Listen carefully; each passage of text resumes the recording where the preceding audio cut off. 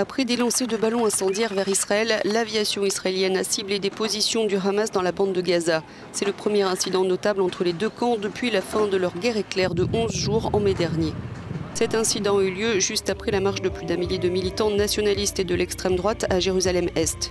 Depuis 1967, cette marche des drapeaux célèbre la réunification de la ville du point de vue israélien ou le début de l'occupation du secteur par Israël du point de vue palestinien.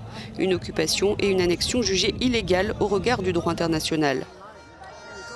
Juste avant, la police avait fermé des artères menant la vieille ville et bloqué l'accès des Palestiniens à la place devant la porte de Damas. Des heurts ont éclaté. Au total, une trentaine de Palestiniens ont été blessés selon les secouristes. La police a également fait état de 17 arrestations. Le Hamas avait qualifié la manifestation de provocation. C'est le jour initialement prévu pour cette marche le 10 mai dernier que des heurts violents sur l'esplanade des mosquées avaient mis le feu aux poudres.